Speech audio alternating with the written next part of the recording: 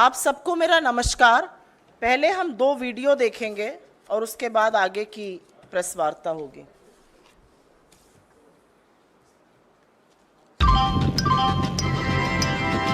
यात्री कृपया ध्यान दें।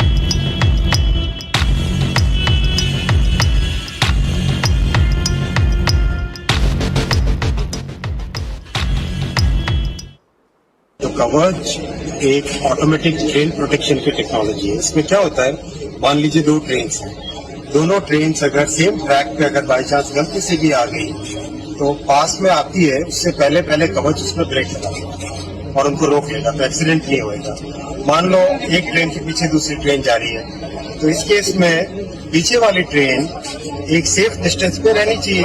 अगर बाई चांस किसी भी कारण से ट्रेन अगर नजदीक आती है तो पीछे वाली ट्रेन में तुरंत कवच उसमें स्पीड कम कर देगा और उसमें ब्रेक लगा देगा। जैसे रेड लाइट है, तो रेड लाइट के पास में जैसे ट्रेन पहुंचे उससे पहले उस ट्रेन का कवच अपने आप उसे स्पीड को कम कर देगा, कम करके उसको रेड लाइट ऑन कर दीजिए। आप सबको मेरा नमस्कार। और मुझे लगता है कि देश में शायद ही कोई ऐसा हो जिसका रेल से जुड़ाव ना हो। हम सब लोग मध्यम वर्ग से आते हैं, निम्न मध्यम वर्ग से आते हैं, और रेल से जुड़ी हुई बड़ी मधुर स्मृतियां हैं, और रेल से ही कहीं ना कहीं आवागमन सबने किसी ना किसी टाइम पर जरूर किया है। क्योंकि रेल सिर्फ पटरियों पर दौड़ने वाली ट्रेनें नहीं है, दंदनाती हुई ट्रेनें नहीं है।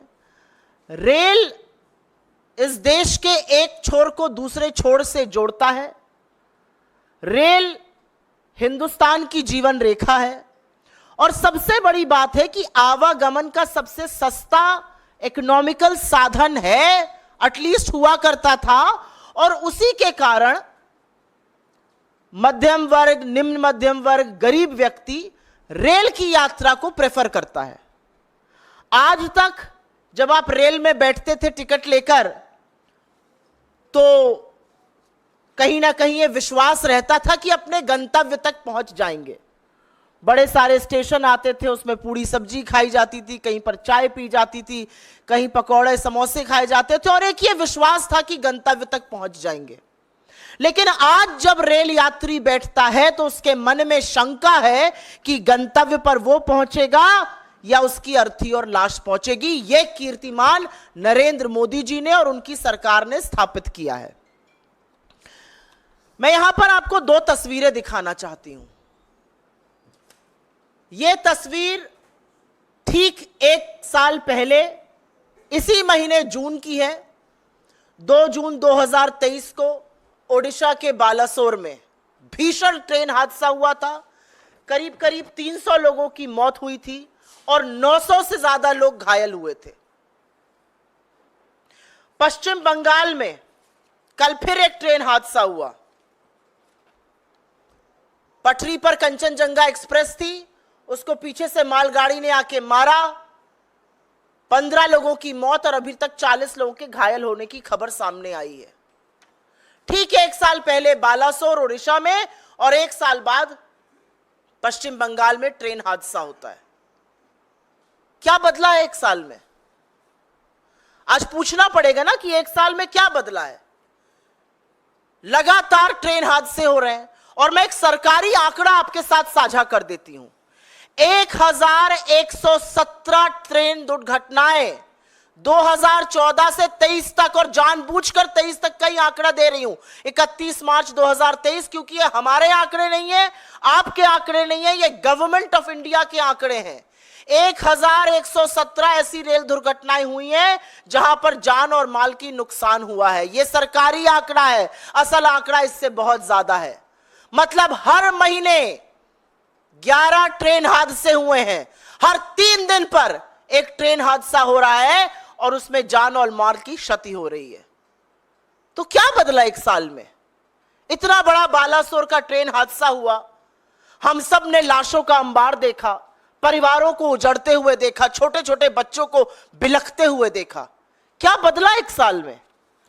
बालासोर से पश्चिम बंगाल क्या बदला? क्या बदला 2014 से 2024 में? मैं एक सूची पढ़ देती हूं, आपको दिखा दिया, लेकिन छोटी सी एक सूची है। 2014 में गोरखधाम एक्सप्रेस डीरेल हो जाती है, 25 लोगों की मौत होती है। इंदौर पटना एक्सप्रेस का हादसा होता है, 150 लोगों की मौत होती है। कैफियत एक्सप्रेस में 70 लोग घायल हो जाते हैं। पुरी उत्कल एक्सप्रेस में 30 लोगों की मौत हो जाती है। बीकानेर गुवाहाटी एक्सप्रेस में 36 से ज्यादा लोग गंभीर रूप से घायल होते हैं, 10 लोगों की मौत होती है। बालासोर मैंने आपको बताया लगभग 300 लोगों की मौत और 900 से ज्यादा लोग घायल, और कल 15 लोगों की मौत और 40 लोग घायल। और ये मैंने सिर्फ कुछ आंकड़े बताए, 1117 ऐसे हादसे हुए हैं। तो जिम्मेदारी किसकी है? जवाबदेही किसकी है? इस देश में हमने वो भी मंत्री देखे हैं, अगर उनके डिपार्टमेंट में अगर रेल मंत्री रहते हुए ऐसे हादसे हुए हैं तो उन्होंने अपने पद से नैतिक जिम्मेदारी लेते हुए इस्तीफा दिया है। फिर वो लाल बहादुर शास्त्री जी हो, नीतीश कुमार रहे हो, माधवराव सिंधिया रहे हो, ममता बनर्जी रही हो, मधु दंडवते रहे हो, जॉर्ज फर्नांडिस रहे हो, सब लोगों ने नैतिक जिम्मेदारी लेते हुए इस्तीफा दिया है। लेकिन आज हिंदुस्तान का रेल मंत्री रील मंत्री बना हुआ है। नैतिक जिम्मेदारी छोड़ दीजिए, आज भी हादसे के वक्त रील कैसे अच्छी बनेगी उस पर चर्चा हो रही है। बालासोर के वक्त अश्विनी वैष्णव जी वहां पर आए, डाइव कर रहे थे, किसी के नीचे घुसकर झांक रहे थे, ट्रेन के नीचे घुसकर 2-4 टेसू बहा रहे थे। क्या किया आपने रेल को सुरक्षित करने के लिए? आप कल पहुंचते हैं वहां पर, आप रेल मंत्री हैं, आप गाड़ी से भी जा सकते थे, लेकिन वीडियो ज्यादा बेहतर तब आएगा जब आप जूम जूम जूम करके मोटरसाइकिल से जाएंगे। अच्छा वीडियो आ गया सामने, रील बना लिया आपने। अब आप बताइए, आपने 1 साल से इस देश में रेल को सुरक्षित करने के लिए क्या काम किया? उस रेल को सुरक्षित करने के लिए जिसमें इस देश का युवा, जिसमें किसान, जिसमें मजदूर, जिसमें मध्यम वर्ग अपने परिवारों के साथ चलता है, उसको सुरक्षित करने का क्या काम किया? लोगों के मन की आशंका कि भैया हम पहुंचेंगे या हमारी लाश पहुंचेगी, उसको दूर करने का क्या काम किया? कवच समझा रहे थे, अभी आपको मैंने दिखाया कुछ दिनों पहले। कवच प्रणाली आई है। कवच प्रणाली क्या करेगी? एक ट्रैक पर अगर 2 ट्रेनें चल रही होंगी तो पीछे वाली ट्रेन पर कवच से ब्रेक लग जाएगा, आपस में भिड़ंत नहीं होगी। क्या हुआ कल कवच का? ये क्या झुंझुने पकड़ाए जा रहे हैं देश को? 10 साल से रेल आवागमन का सबसे असुरक्षित साधन बन चुका है। लगातार जान और माल का नुकसान हो रहा है और लोगों को झुंझुने के नाम पर आपने कवच की बात कही। और ये क्यों हो रहा है? क्या एकदम से रेल फेल हो गई है? ये इसलिए हो रहा है क्योंकि नरेंद्र मोदी की सरकार और उनके मंत्री उदासीन हैं, अकर्मण्य हैं। उनको फर्क नहीं पड़ता कि गरीब गुर्बत में रहते हुए लोग, यंग लोग जो गाजर मूली की तरह भरकर रेल में आज जाने को मजबूर है, वो मर जाए, उनको फर्क नहीं पड़ता है। इसलिए ऐसा हो रहा है। आपके साथ एक और आंकड़ा साझा करती हूं, और ये मेरा आंकड़ा नहीं है, ये आंकड़ा खुद अश्विनी वैष्णव ने पार्लियामेंट में दिया है, यह आरटीआई के माध्यम से भी सामने आया है। 3,12,000 रेलवे के रिक्त पद पड़े हुए हैं और कर्मचारियों की इसी भारी समस्या से रेलवे जूझ रहा है। एक आरटीआई के मुताबिक, और ये आंकड़ा बड़े ध्यान से सुनिएगा, लोको पायलट, बहुत सारे जो रेल हादसे होते हैं जहां पर गलत सिग्नल पे दे दिया गया, एक ही ट्रैक पर ट्रेनें चल गई, कहीं कहीं मानवीय त्रुटि होती है, और वो मानवीय त्रुटि लोको पायलट के कारण होती है। क्यों होती है ये भी समझ लीजिए। लोको पायलट के 70,093 पद स्वीकृत हैं। इसमें से 21% पद खाली पड़े हुए हैं। सहायक लोको पायलट के 57,551 पद स्वीकृत है, उसमें से करीब 8% खाली पड़े हुए हैं। ये वो पद है जो रेलवे को सुरक्षित बनाने के लिए, सुचारू रूप से चलाने के लिए, लोगों को अपने गंतव्य से, एक गंतव्य से दूसरे गंतव्य तक सुरक्षित पहुंचाने के लिए इन पदों का रोल होता है। और 21% ये पद खाली पड़े हैं। इसके चलते लोको पायलट के ऊपर बहुत भारी दबाव है। 12-12, 14-14 घंटे वो काम कर रहे हैं और इस तरह की त्रुटियां हो रही हैं। मैंने 4-5 दिन पहले पढ़ा, रेल मंत्री कहते पाए गए पुलिस बल का प्रयोग करो। ये जो भीड़ भाड़ हो रही है, ये भीड़ भाड़ अपने मन से नहीं हो रही है रेलवे में, क्योंकि आपने रेलवे को तबाह करने में कोई कसर नहीं छोड़ी है।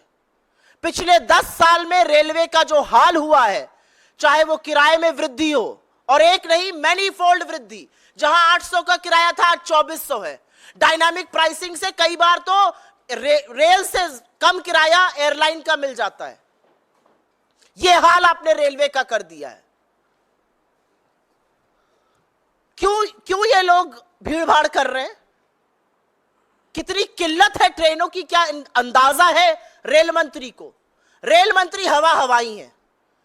शायद वो महंगाई में, जैसे उनकी एक कोलीग ने कहा था मैं लहसुन प्याज नहीं खाता, वो कह दे मैं रेल से नहीं चलता। चलिए रेल से, एक स्लीपर में बैठिए, 200 किलोमीटर की यात्रा करिए एक स्लीपर कोच में बैठकर, तब आपको पता चलेगा कि हिंदुस्तान की असली जनता, AC 3 में बैठ जाइए, आप AC 2 में बैठ जाइए, आपको पता चलेगा कि हिंदुस्तान की जनता किस तरह से आज आवागमन करने को मजबूर है। इतनी किल्लतें हैं ट्रेन की कि पिछले वित्तीय वर्ष में, वित्तीय वर्ष 2023 में 2,70,00,000 यात्री यात्रा का टिकट बुक कराने के पार यात्रा नहीं करा पाए, क्योंकि टिकट कंफर्म ही नहीं हुआ, सीट की किल्लतें थी। 2,70,00,000 लोग एक वित्तीय वर्ष में यात्रा नहीं कर पाए, उनका ट्रेन का टिकट वेट लिस्टेड था, वो रह गए, और यह निरंतर बढ़ रहा है। इसके पहले वाले वर्ष में यह संख्या 1,63,00,000 थी, वो बढ़कर 2,70,00,000 हो गई। तो कितनी किल्लत है ट्रेनों की, और कैसे लोगों को अपनी यात्रा कैंसिल करनी पड़ रही है, उसका एक प्रमाण यह भी है। एक बात जरूर बोलना चाहती हूं, और इसका मैंने जिक्र किया था 3-4 दिन पहले, मंत्री जी ने कहा पुलिस बल का प्रयोग करो। ये जो अनारक्षित लोग घुस जाते हैं, ये अपनी मर्जी से घुस रहे हैं, इनके पास कोई काम नहीं है। ये जो हमारे बच्चे अपनी परीक्षा देने जाते हैं, एक के ऊपर एक चढ़कर गाजर मूली की तरह, इस गर्मी में, तपती हुई गर्मी में लोग टॉयलेट में बैठने को मजबूर हैं। कौन है ये लोग? क्योंकि आपने स्लीपर और द्वितीय श्रेणी के कोचेस को लगातार AC में कन्वर्ट करा। लोगों के पास इतना पैसा नहीं है कि वो AC कोच में चल सके। आपने ट्रेनें रद्द कर दी, ट्रेनों की संख्या खत्म करी, पैसेंजर ट्रेन की कम करी। उसके चलते आज आरक्षित डब्बों में अनारक्षित लोग जो जनरल टिकट लेकर आवागमन करते थे, वो बैठने को मजबूर हैं। तो उन पर बल का प्रयोग मत करिए, अपनी गलती को स्वीकारिए। मैं जानती हूं कि लोगों को असुविधा होती है, लेकिन उस असुविधा का कारण आप हैं। और क्योंकि रेलवे सुरक्षा की बात हो रही है, तो थोड़ी बात हो जाए कि सरकार कर क्या रही है। ऐसा नहीं है सरकार के पास फंड नहीं है रेलवे सुरक्षा के लिए। इनफैक्ट CAG ने बताया है कि राष्ट्रीय रेल संरक्षा कोष RRSK में 20,000 करोड़ रुपए आने थे। 15,000 करोड़ रुपए केंद्र सरकार देती, 5,000 करोड़ रुपए रेलवे अपने रेवेन्यू से देता। 4 साल बाद जहां 20,000 करोड़ रुपए आने थे, वहां 4,225 करोड़ रुपए आए हैं, 1/4। यह इनकी सीरियसनेस है, यह रेलवे सुरक्षा के लिए सरकार की उदासीनता है। जिस संरक्षा कोष में 20,000 करोड़ रुपए आने थे, जिससे रेलवे की सिक्योरिटी होती, उसमें 4,225 करोड़ रुपए है। लेकिन अभी चौंकिए मत, क्योंकि चौंकने वाली बात आगे है। उस पैसे से रेलवे की सुरक्षा नहीं की गई, उस पैसे से फुट मसाजर खरीदा गया, क्रॉकरी खरीदी गई, इलेक्ट्रिकल अप्लायंसेस खरीदे गए, फर्नीचर खरीदे गए, जाड़े में पहनने वाले जैकेट खरीदे गए, कंप्यूटर खरीदे गए, लोगों को बोनस दिया गया, गार्डन बनाए गए उस पैसे से। उस पैसे से रेलवे को, रेल यात्रा को सुरक्षित करना था। उससे क्रॉकरी और फर्नीचर खरीदा जा रहा था। ये हम नहीं कह रहे हैं, ये सीएजी की रिपोर्ट धज्जियां खोल रही है, धज्जियां उड़ा रही है भारतीय रेल और नरेंद्र मोदी की सरकार की, ऐसे मंत्रियों की जिन्होंने शायद रेलवे में कभी सफर ही नहीं किया। अगर सफर करते तो समझते लोगों को क्या झेलना पड़ रहा है। डेप्रिसिएशन रिजर्व फंड होता है एक रेलवे में, उसमें इस चीज का प्रोविजन होता है कि रेलवे की जो पुरानी संपत्ति है उसको रीएनर्जाइजेशन किया जा सके, उसको पुरानी संपत्ति को बदलना था। असलियत यह है कि जहां पर 58,000 करोड़ रुपए खर्चा होने थे वहां पर 600 करोड़ रुपए खर्चा हुए हैं। यह सीरियसनेस है इस सरकार की। आंकड़े इसलिए दे रही हूं क्योंकि आंकड़ों से कोई नहीं भाग सकता है, और ये सरकारी आंकड़े हैं, सीएजी के आंकड़े हैं, सरकार की पोल खोलते हुए आंकड़े हैं। आंकड़ों से कोई नहीं भाग सकता है। आप टेसू भले बहा लीजिए, आप 4 रील जरूर बना लीजिए, लेकिन आंकड़ों से कहां भागिएगा। सुरक्षा का पैसे से आप क्रॉकरी और फर्नीचर खरीद रहे हैं, डेप्रिसिएशन फंड आप खर्चा ही नहीं कर रहे हैं। रेल जो सबसे भरोसेमंद साधन होता था आज लगातार लेट चल रही है। मुझे याद है एज अ स्टूडेंट मैं लखनऊ से दिल्ली और दिल्ली से लखनऊ बहुत करती थी, और कभी संशय नहीं रहता था। जब शुरू में नौकरी भी ज्वाइन करी थी तो संडे रात को लखनऊ से बैठो, मंडे सवेरे पहुंचो, तड़ाक से ऑफिस पहुंच जाओ। आज नहीं पता इस बात का। आज नहीं पता है कि ट्रेन 4 घंटे लेट होगी या 5 घंटे लेट होगी या 9 घंटे होगी या 24 घंटे लेट होगी। असलियत यह है कि पैसेंजर ट्रेनों में से 17% ट्रेनें लेट चल रही हैं। एक वर्किंग मिनट्स होते हैं, 1,10,00,000 वर्किंग मिनट रेलवे ने बर्बाद किए हैं अपने ट्रेनों के लेट चलते हुए। क्यों लेट चल रही हैं ट्रेनें? क्या जो ट्रेन से लोग चलते हैं वो काम धंधा नहीं करते हैं? क्या जो ट्रेन से बच्चे परीक्षा देने जाते हैं, जो लोग एक जगह से दूसरी जगह जाते हैं, क्या वो काम धंधा नहीं करते? क्या उनके वक्त की कोई अहमियत नहीं है? क्योंकि सरकार की उदासीनता सबसे ज्यादा भारतीय रेल झेल रही है। असलियत यह है कि रेल को तबाह करने के लिए इस सरकार ने कोई भी कसर नहीं छोड़ी है। हमारे रेल मंत्री को अगर मैं रील मंत्री कहूं तो शायद गलत नहीं होगा। रील बनाने का बड़ा शौक है, वंदे भारत की रील बनाते हैं, बुलेट ट्रेन की रील बनाते हैं, बनाइए। अरे 5 नहीं 50 बुलेट ट्रेन लाइए, लेकिन जो बेसिक रेल यात्रा लोगों के लिए है उसको तो सुरक्षित करिए, उसको तो सुचारू करिए। क्या मिल रहा है आपको रेल को बेचकर, रेल की जमीन पर हड़प कर, रेल को निजीकरण करके? क्या मिल रहा है आपको? लोगों की जेब पर सिर्फ और सिर्फ डाका डाला जा रहा है। बार बार कहा जाता है नैतिक जिम्मेदारी लीजिए और इस्तीफा दीजिए। वो तो होगा नहीं। हम मांग जरूर करेंगे लेकिन वो होगा नहीं। और इसलिए नहीं होगा क्योंकि अगर नैतिकता होती तो ब्रजभूषण शरण सिंह को गोदी में नहीं बिठाए रखते। अगर नैतिकता होती तो अजय मिश्र टेनी को मंत्री बनाकर नहीं रखते। अगर नैतिकता होती तो प्रज्वल रेवन्ना के प्रचार में नहीं जाते। अगर नैतिकता होती तो इतनी निर्णायक नैतिक हार के बाद नरेंद्र मोदी इस देश के प्रधानमंत्री नहीं बनते। So what is happening in this government is essentially flowing from the top. असलियत यह है कि प्रधानमंत्री पद पर रहते हुए व्यक्ति ने रेल को बर्बाद करने में कोई कसर नहीं छोड़ी है, और रही सही कसर जो है वो अश्विनी वैष्णव पूरी तरह से लगकर पूरी कर रहे हैं। I will very briefly make some of this